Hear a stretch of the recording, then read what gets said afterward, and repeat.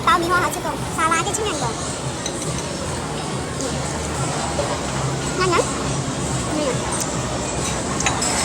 Cái đoạn thấp thôi nhanh nhá, này nó.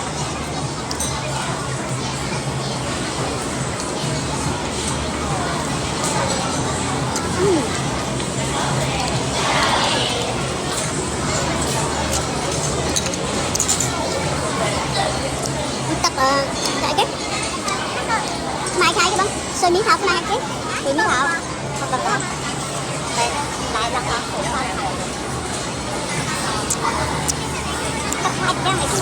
là mẹ này xôi miếng thảo mai đang hay nhưng mà cái mai con này là lại bay tập lại bay phải tay cái chu đôi tập mai trắng chu đôi tập mai tập lại bay khó thì nó không vậy wasabi bông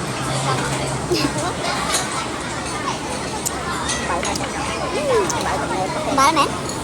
Oh, kita pakai jeruk seko. Sải keo xéo à. Nhâm giá coi nè. Mà vô nhâm tập cũng nhâm giá không? Ôi giờ. Từ trên. Bao mì hoa thử ha. Cá bao mì hoa.